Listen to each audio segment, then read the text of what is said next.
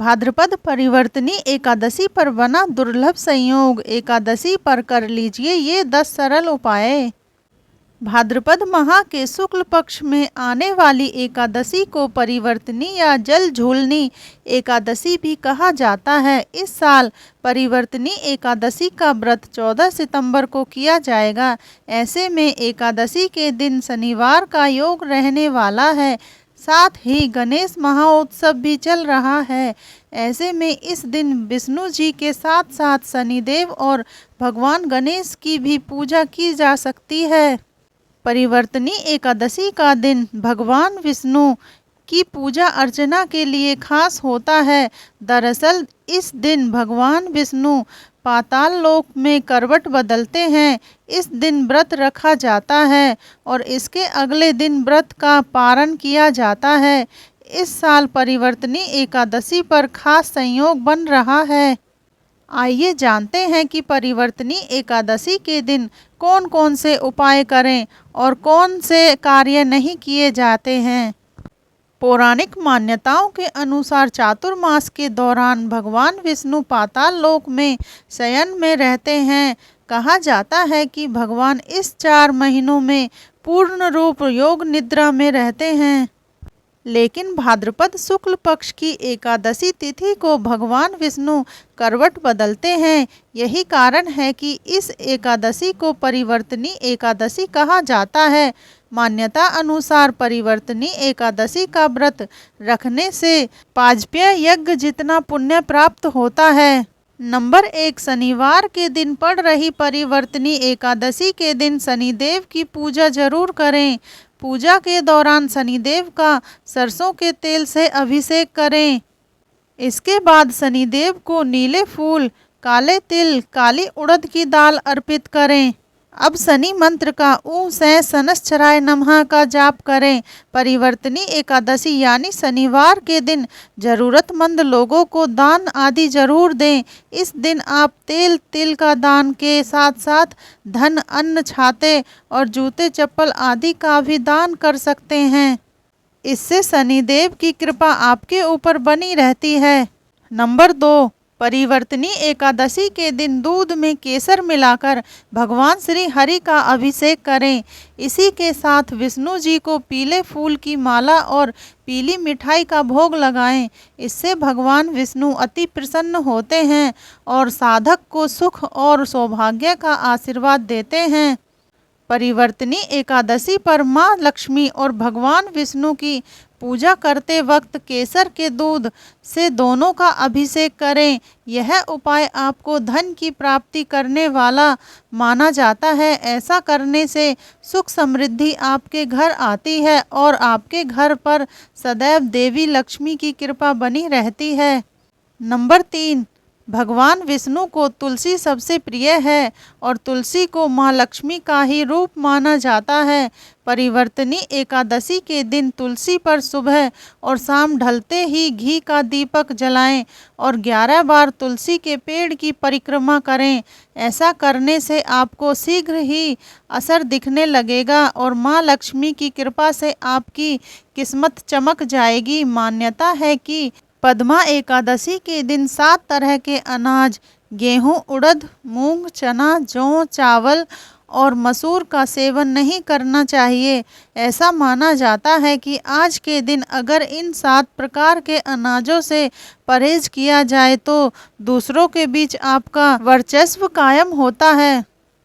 Number 4, परिवर्तनी Ekadashi पर शाम ढलने के बाद भगवान विष्णु के मंदिर में जाकर 1 नारियल और 125 ग्राम बादाम अर्पित करें।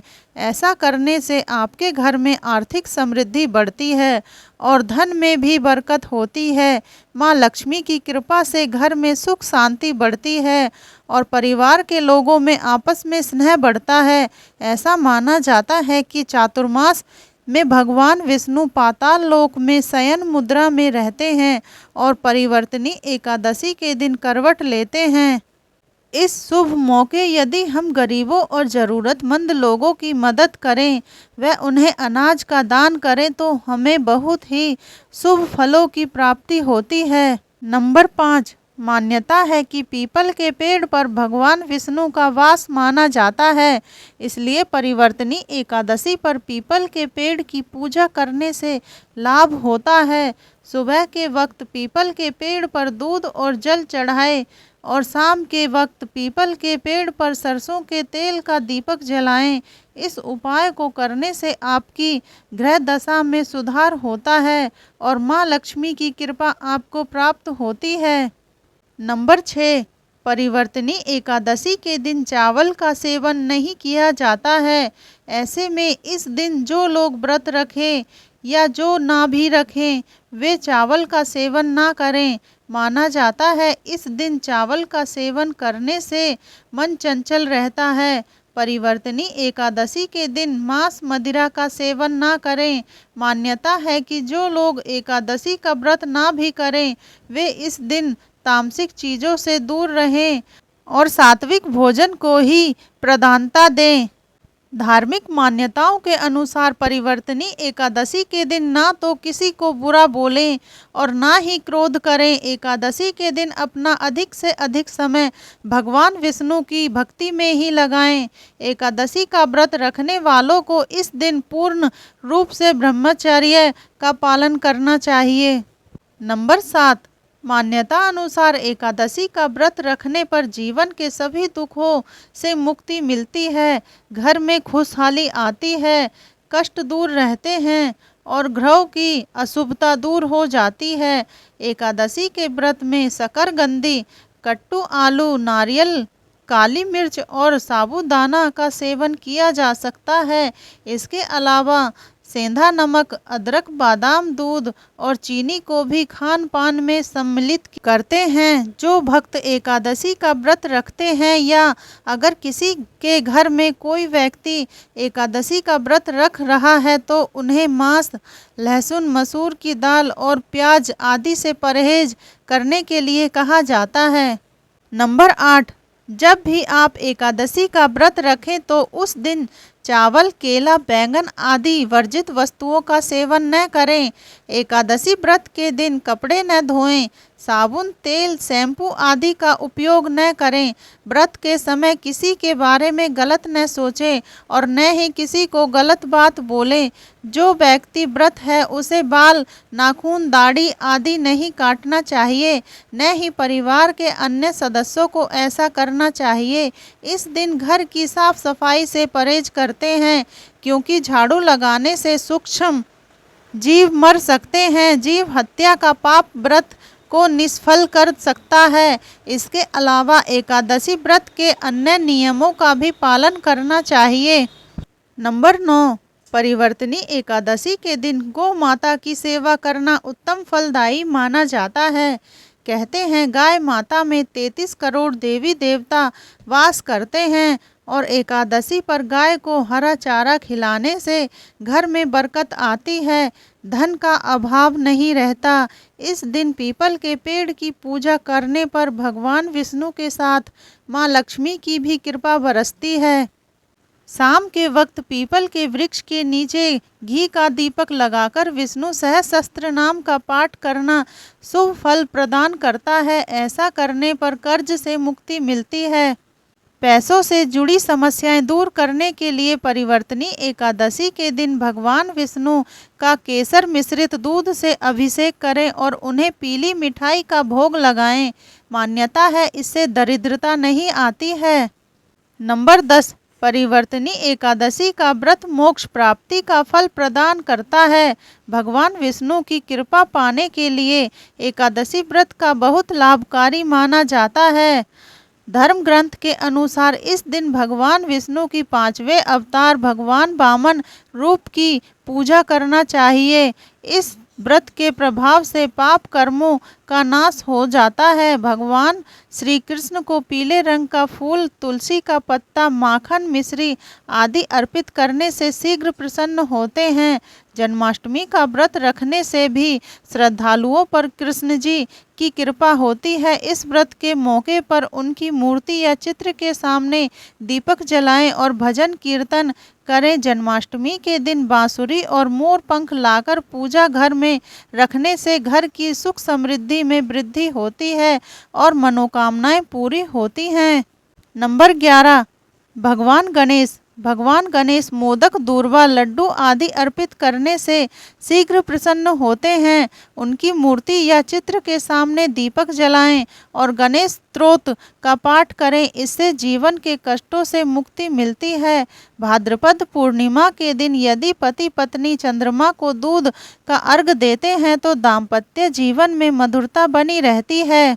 यह व्रत उमा माहेश्वर से शुभाशीष पाने के लिए किया जाता है, अतः इनका पूजन करने से सभी कष्ट दूर होकर जीवन में सुख समृद्धि आती है। भाद्रपद पूर्णिमा के दिन से 1 कप दूध में मीठा मिलाकर वट वृक्ष की जड़ में अर्पित करें और उस स्थान की जरा सी गीली मिट्टी लेकर माथे या नाभि पर लगा लें। यह क्रिया लगातार 43 दिन तक प्रतिदिन करें, लाभ होगा। इससे पारिवारिक रिश्तों में खुशियां और मिठास बनी रहेगी। इस दिन भगवान सत्यनारायण का पूजन तथा कथा का आयोजन करके प्रसादी बांटनी चाहिए। नंबर 12, इस दिन पूर्णिमा का श्राद्ध किया जाता है, अतः पितृ तर्पण करके गाय, कौआ, कुत्ता, चींटी तथा देवताओं को अन्न जल अर्पित करके ब्राह्मण को भोजन कराना चाहिए। पूर्णिमा के दिन भी पीपल के वृक्ष पर देवी माँ लक्ष्मी का आगमन होता है, अतः सुबह स्नान के पश्चात यदि पति पत्नी पीपल के वृक्ष के सामने कुछ मीठा चढ़ाएं और फिर जल अर्पित करके माँ लक्ष्मी से प्रार्थना करें तो इससे भी रिश्तों में मजबूती आएगी तथा धन आगमन के रास्ते खुलते हैं। अब आइए श्रवण करते हैं परिवर्तनी एकादशी व्रत कथा। स्वर्ग की अलकापुरी नामक नगरी में कुबेर नाम का एक राजा रहता था। वह शिव भक्त था और प्रतिदिन भगवान शिव की पूजा किया करता था। हेम नाम का एक माली पूजन के लिए उसके यहाँ फूल लाया करता था। हेम की विशालाक्षी नाम की सुंदर स्त्री थी। एक दिन वह मानसरोवर से पुष्प तो ले आया, लेकिन कामासक्त होने के कारण वह अपनी स्त्री के हास्य विनोद तथा रमन करने लगा। पूजा में विलंब होती देख राजा कुबेर ने सेवकों को माली के न आने का कारण जानने के लिए भेजा। तब सेवकों ने पूरी बात आकर राजा को सच सच बता दी। यह सुनकर कुबेर बहुत क्रोधित हुआ और उसने माली को श्राप दे दिया कि तू स्त्री का वियोग सहेगा और मृत्युलोक पृथ्वी में जाकर कोड़ी बनेगा। कुबेर के श्राप से हेम माली का स्वर्ग से पतन हो गया और वह उसी क्षण पृथ्वी पर गिर गया। भूतल पर आते ही उसके शरीर में कोढ़ हो गया। उसकी स्त्री भी उसी समय अंतर्ध्यान हो गई। मृत्युलोक में बहुत समय तक हेम माली दुख भोगता रहा, परंतु उसको पिछले जन्म की स्मृति का ज्ञान रहा। एक दिन वह मार्कंडेय ऋषि के आश्रम में पहुंच गया। उसे देखकर मार्कंडेय ऋषि बोले, तुमने ऐसा कौन सा पाप किया है जिसके प्रभाव से तुम्हारी यह हालत हो गई?